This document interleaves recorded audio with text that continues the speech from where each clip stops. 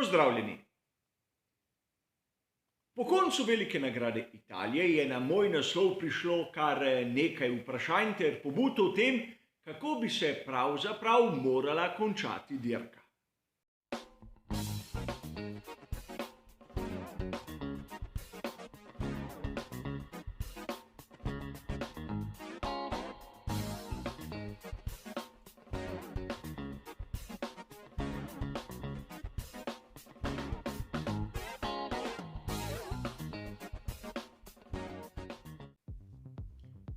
Današnji prispevek bi znal biti za marsikoga rahlo kontroverzen. Namreč po sami dirki za Veliko nagrado Italije je bilo kar nekaj predlogov, da je treba temeljito spremeniti pravila Formule 1 in da dirke za varnostnim avtomobilom se ne smejo zaključiti. Slišali smo, kako pri skuderiji Ferrari so si želeli še tistih nekaj zadnjih krogov, kajti imeli so možnost boriti se za zmago. Težava je v tem, da pred zadnjim varnostnim avtomobilom možnosti za zmago ni bilo ne duha in ne sluha. Namreč zaostanek Charlesa Leclerca je bil takrat krepko večji od 15 sekund, a o tem seveda v raznih izjavah in člankih ni duha in ne sluha. Namreč z takimi izjavami so glavni akterji pozornost pravzaprav čisto obrnili v nasprotno smer. Zakaj mnogi navijači in navdušenci se ne sprašujejo o tem, da je imel Charles Leclerc en postanek več od Verstappena. Namreč iz tu izhaja njegov gromozanski zaostanek in prav tu je ključ do razumevanja, zakaj so vse polemike brez prave osnove. Namreč vodstvo dirke je ravnalo skladno s pravilnikom, za razliko od tistega, kar smo videli na primer v Abu Dhabi. In drugič, ni spremenjalo razmerja moči, ki smo ga videli na progi. Sprejeti moramo dejstvo, da je bil Max Verstappen z Red Bullom RB18 enostavno hitrejši in na koncu je bil tudi prvi. Poglejmo si, zakaj mnogi predlogi, ki jih postavljajo takšni in drugačni, dojmo jih strokovnjaki, nimajo osnove ne v pravilniku in tudi ne pri ostalih kategorijah motošporta. Najprej se moramo zavedati dejstva, da šport ni film. V filmski industriji imajo nek scenarij, katerega se držijo. V športu je treba odražati realnost. In realna slika tu, seveda v Monzi, se je odrazila tudi na končni lestvici, seveda rezultatov. A najprej poglejmo, kaj so predlogi, ki jih imajo razni pisti, seveda po tej dirki. Mnogi so zahtevali prekinitev same dirke z rdečo zastavo in to še nekaj krogov brez varnostnega avtomobila. A najprej se moramo zavedati nekega dejstva. Čemu služi rdeča zastava oziroma prekinitev? Je to neko orodje skrivnega režiserja, ki določa, kaj se bo zgodilo na progi, ali je varnostni element?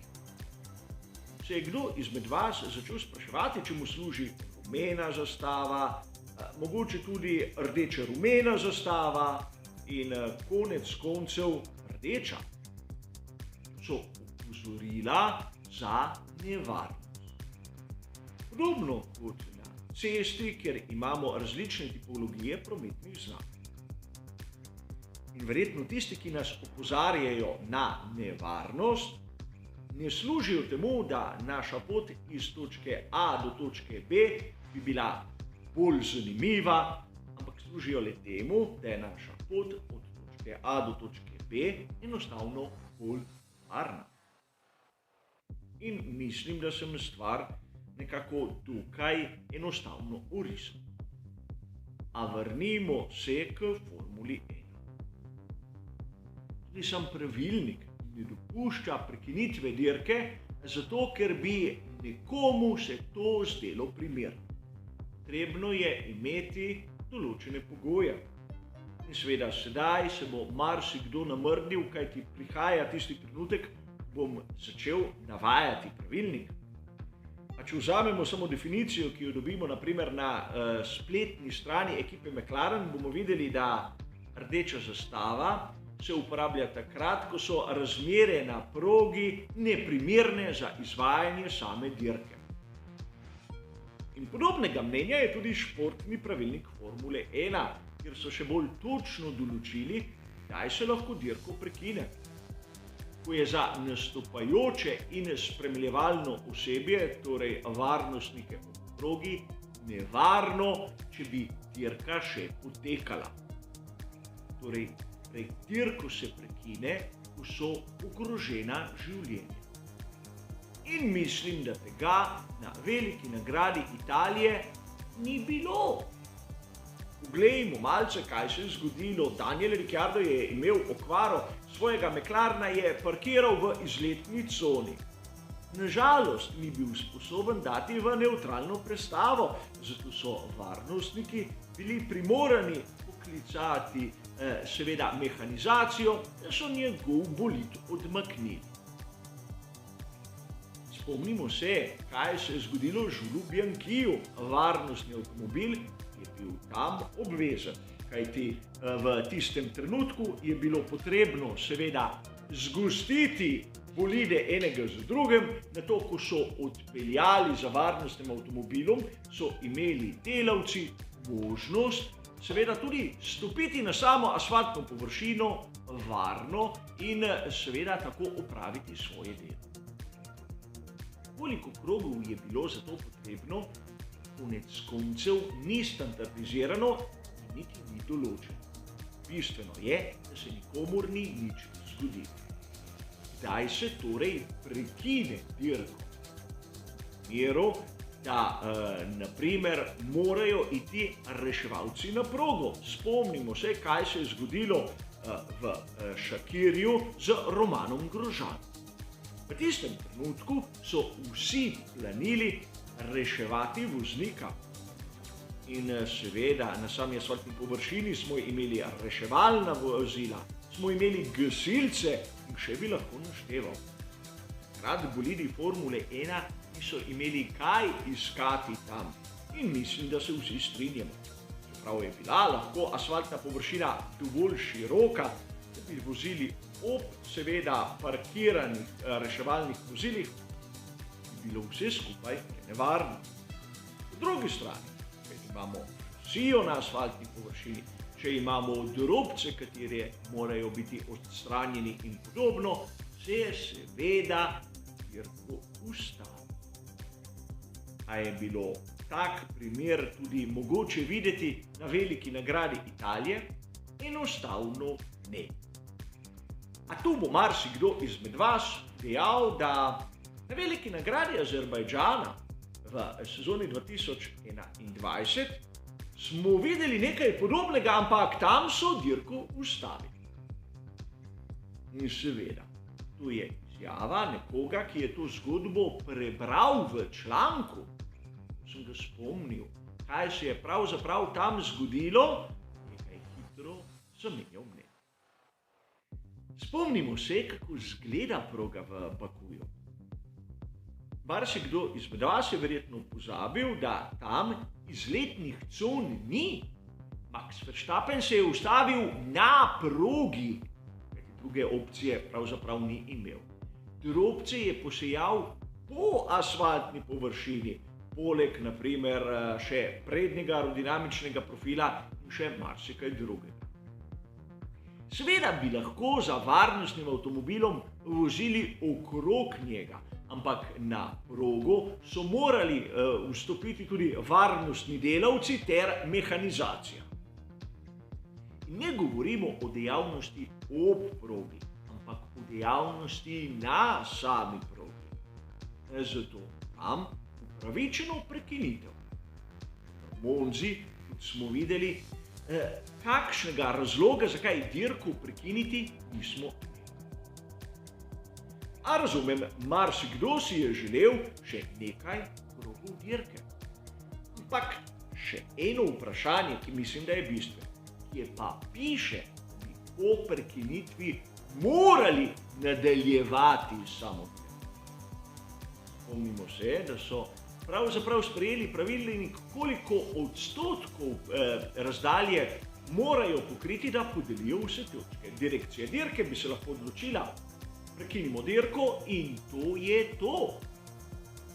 In spet bi bile polemike, kajti mnogi namesto športnega dogodka so si verjetno želeli film.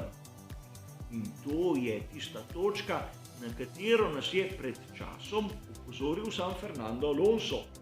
Z izjavo, ki je na prvi pogled lahko malce gruba, konec koncev daje dobro sliko o tem, zakaj se mi tu ukvarjamo z interpretacijo pravil. Mnogi navdušenci, na žalost, ne razumejo, zakaj pri Formuli 1 gre. A to konec koncev ni njihova krivda. Krivda je raznih avtorjev, ki si izmišljujejo razne nebulozne teorije in seveda interpretirajo dogodke v nasprotju s tistim, kar so uzance ter pravila Formule 1. In to je ena izmed največjih težav v sodobni formuli. Namreč vsakdo, in jaz sem prvi primer, lahko nekaj napiše, posname, objavi. A po drugi strani se marsikdaj zgodi, da nimamo neke argumentacije tam za trditvijo, ki bi določeno teorijo nekako umestili. Mnogi avtorji so začeli navajati, da v ameriških kategorijah, če pride do take nevtralizacije tik pred koncem dirke, ta enostavno podaljša in se, na primer, velika nagrada ne bi nikoli končala za varnostnim avtomobilom. In poznam tudi te kategorije in zatrdim vam, da tako je. Težava je nekje drugje. Tisti, ki so potegnili na dan to teorijo, pravzaprav ne poznajo razlik med, na primer, Formulo 1 in NASCAR. Pustimo sedaj ob strani, da potežuje na ovalih NASCAR dirke se enostavno prekinejo, kar bi bilo marsikateremu navdušencu nezaslišano. Priznam vam, da med komentiranjem dirke NASCAR-ja sem na mestu preždel 7 ur in 20 minut zaradi težav. A po drugi strani obstaja res overtime, kar je še dodaten čas po izteku seveda razdalje, kolikor je v zadnjih krogih varnostni avtomobil seveda prisoten. Ampak se je kdo izmed vas zamislil nad dejstvom, da v NASCAR-ju je dovoljeno dolivanje goriva? Kaj bi se zgodilo v Formuli 1, če bi v Monzi dirko podaljšali še za 3 ali 4 kroge? Verjetno je ne bi končal nihče, kajti ostali bi brez goriva. Res pametna ideja nekoga, ki pozna zadeve. In tu je opaziti veliko mero sarkazma. Verjamem, da Matiji Binotu ni bilo všeč tisto, kar se je zgodilo na progi. V resnici je komaj čakal na nekaj takega, da bi seveda pozornost odvrnil od izjemno častnega Ferrarija F1 pomišljaj 75. V primerjavi z Maxom Verstappenom, Charles Leclerc nalogi ni bil kos. In to je tisto, kar je glavni argument, zakaj se govori več o zaključku dirke kot o celotnem poteku velike nagrade. In sedaj se bodo začele razne debate in polemike o tem, kako je treba spremeniti pravila. In verjeli ali ne, začeli so jih tudi pri Red Bullu.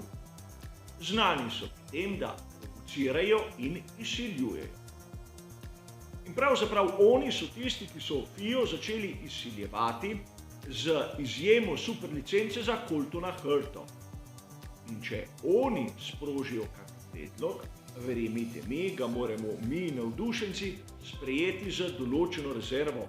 Čeprav bi si lahko želeli, da bi Ferrari v Monzi zmagal, ampak menim, da smo vsi dovolj športni, da zmagovalec na določeni dirki mora biti tisti, ki je najhitrejši, ne oni, ki nam je najljubši.